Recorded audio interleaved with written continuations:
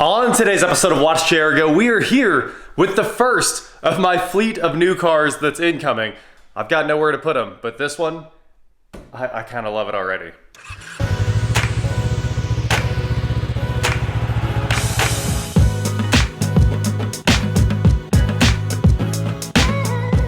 What is going on, guys? I am Watch Chair Go, and like I said, today we are here with one of my new cars in the fleet.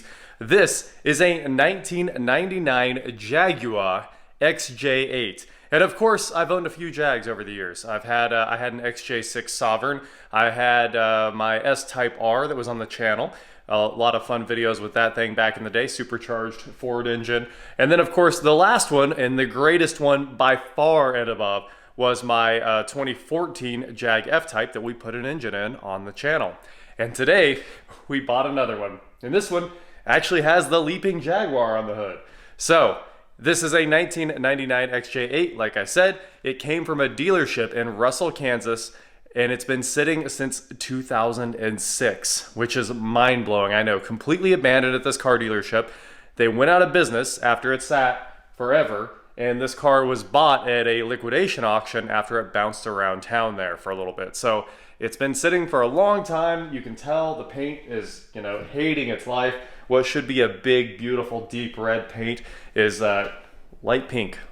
Light pink is the best way to describe the color. The tires have some dry rot on them from sitting for so long. The battery is dated '06. You can see the old dealership buyer's guide shoved in the dash there. The key, look how old the key tag is. 1999 Jag XJ8 red. Roof, it looks rough. It looks rough. But inside the Jag XJ8, you can see the big V8 logo there. Obviously, the letters also denote that, like an XJ6 is a 6-cylinder, XJ8 is a V8. It's so nice. Look at this. It's like hopping into a brand new house. Like the carpet is plush and unbelievable.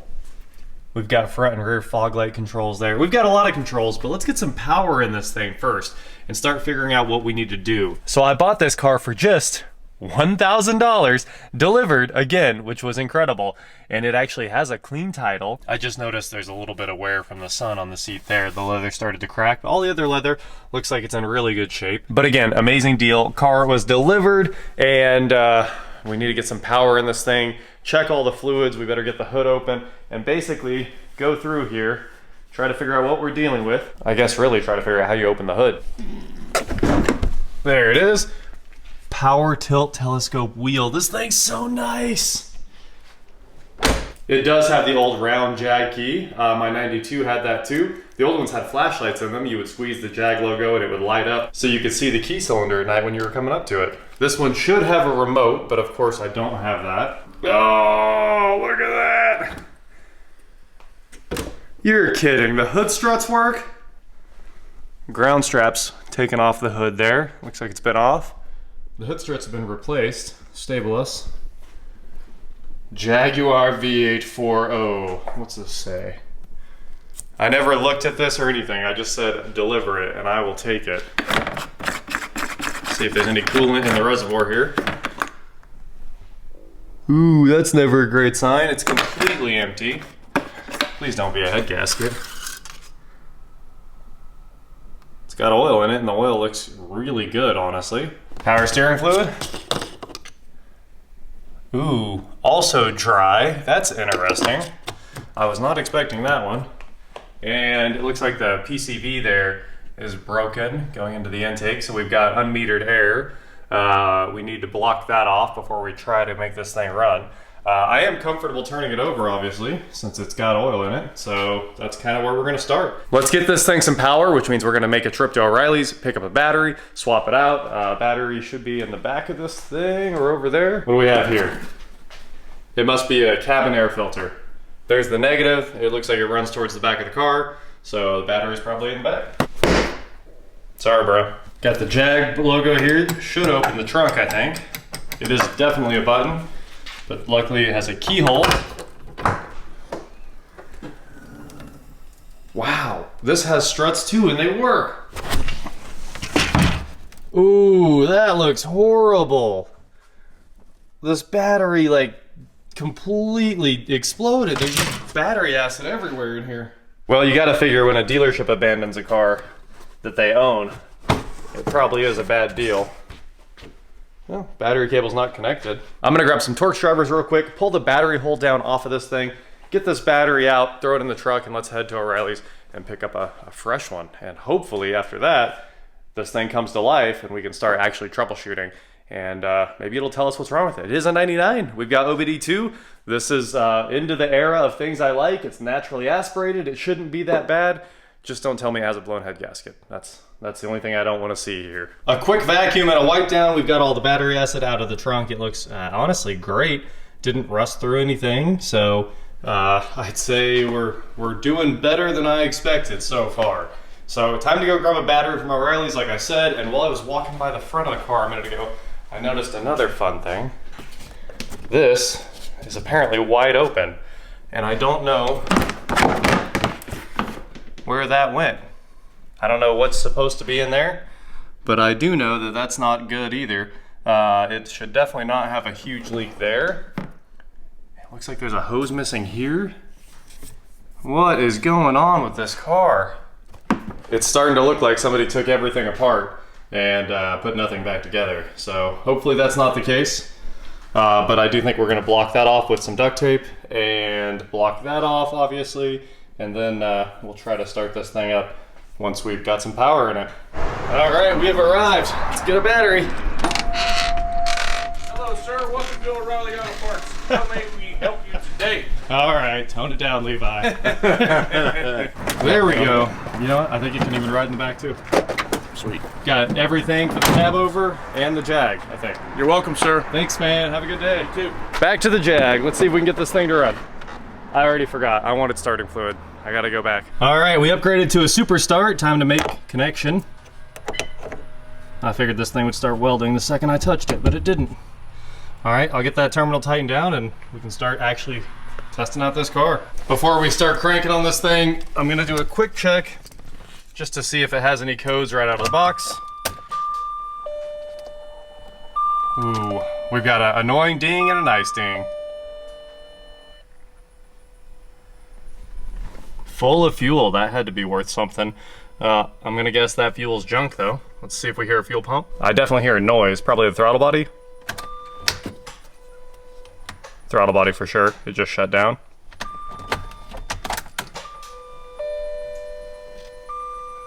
Possibly a fuel pump.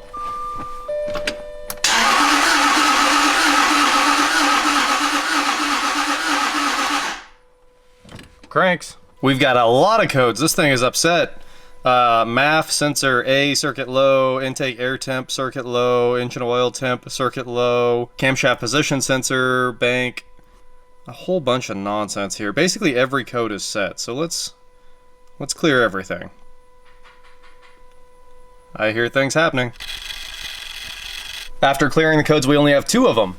OBD systems readiness not complete and engine oil temp sensor circuit low. So I'm not worried about those. Let's see if it'll run.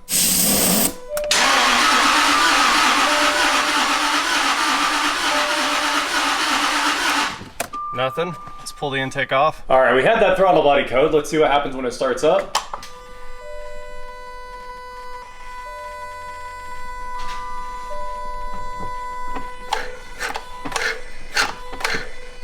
Throttle body works.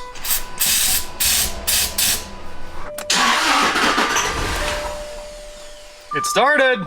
Look at that, 74,000 miles on this car, and it's so nice inside. And now we've made some progress since it fired. So that does mean the ignition system works, and we probably just don't have fuel into this thing yet. So could be a fuel pump, could be a who knows. There's a lot of things left to check on this thing. So what I want to do now is spray some gasoline in here slowly. I need to just give it a couple drips so we can make the thing run. And then we'll let it pump some oil through it so that we're not worried about starting fluid ruining the engine or anything like that. And then we'll get back to troubleshooting on the fuel system. I know you guys love it when I am the fuel injection system. So as you can see here, I've built the classic Danger spray bottle. And we're gonna set the camera up. And I'm gonna try to crank it and spray in some fuel right there. like, you know, old school fuel injection, and I think it's gonna run, so let's get to it. The backfire shut the camera off! I've never seen that in my life. Boy, that thing was upset. Start, girl. Oh! Come on. It started. I love that the dash says restricted performance every time I turn it back on. Luckily, I don't think there's any flame front chilling in there, so that's good. I'm gonna try to crank it a little bit more and see if we can get it to actually run. Beauty covers off the engine, and look what I found, a fuel injection test port.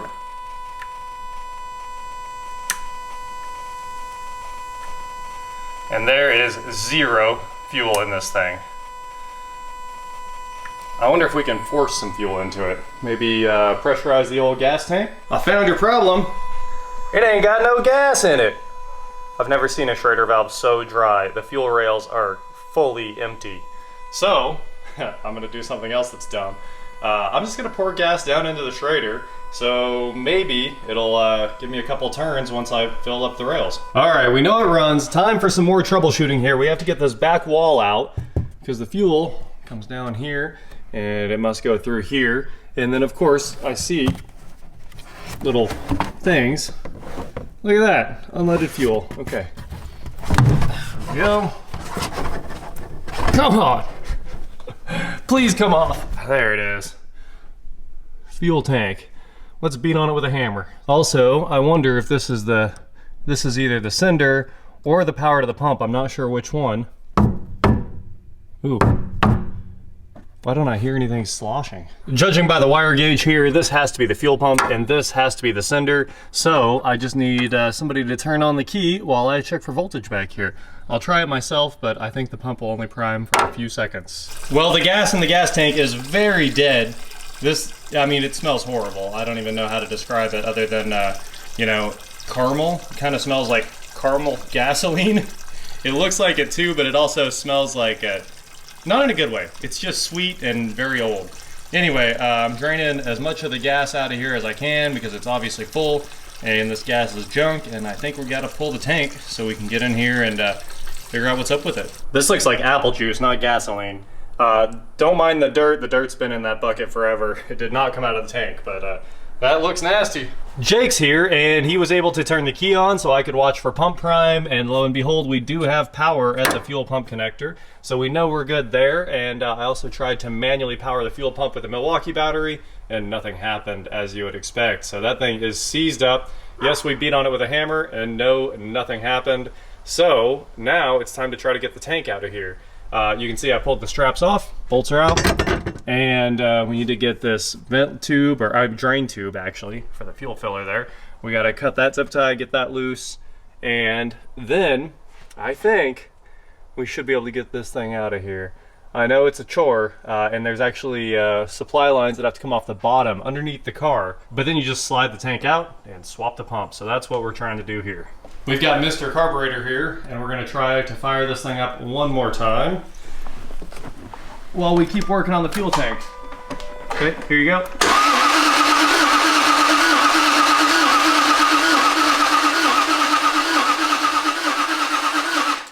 Nothing. We need more atomization. That's a lot of gas. It is a lot of gas. Too much. I think we should stop now. As you can see, I'm very stuck between the car and the garage door here. I have to like shimmy my way in between these two, but that's just kind of what happened once we jacked up the back of the car. We pulled it back a little bit, got it on jack stands because you have to get under the car to get this gas tank out, and you have to have the quick disconnect tools that I don't have. You also have to have a pump, so we've got that on the way. We're sure the pump's dead. Obviously, you guys heard I did all the troubleshooting. I hope this car doesn't fall.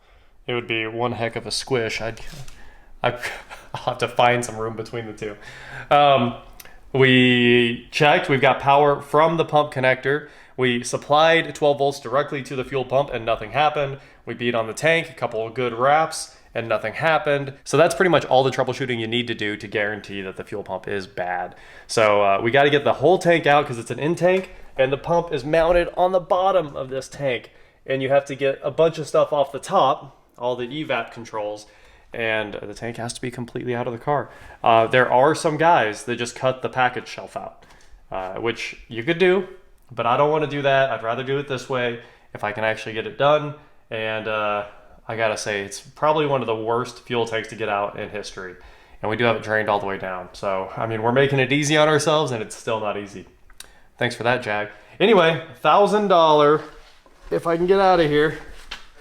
Jag XJ8, 1999, 75,000 miles, abandoned for 16 years. 16 years since the last time this thing's actually run. And of course it ran today on starting fluid and gas, little mix. And of course we got to see that epic backfire that I would assume almost blew the walls off of this place. It killed the camera instantly when that backfire happened. So pretty amazing. And I couldn't hear anything for a good 3 minutes or so after that. So that is our stopping point on the Jag until we have parts, which are hopefully here tomorrow, because I need this back out of my garage so we can work on other projects. Hope you guys like it. I think it was an amazing deal. It's unbelievably clean inside. We just found out it has rear heated seats. It's just well taken care of until it sat outside. So you win some, you lose some, but I call this a pretty big win. That is it for today, guys. Thank you so much for watching. Don't forget to head on over to shop.watchjaguar.com for cool shirts, not like this. And please like, share, subscribe, do whatever you want to do. And I will talk to you next time. Look at this. There's a magnet that's supposed to hold the fuel cap, and that is the OEM fuel cap, but it doesn't work. It sort of holds it and then it falls. So not enough magnetism there anymore. And of course, if we open up the back door, look how clean this is. Is that not wild? Look at the heated seats. This thing is so nice. Crazy that a dealership abandoned this thing, but I would also abandon it if this fuel pump went bad. And it's what? I'd say a $6,000 car on its best day, maybe. So it's pretty 50-50. When that pump dies and they quote you, I'd assume like $2,000 in labor to get it apart.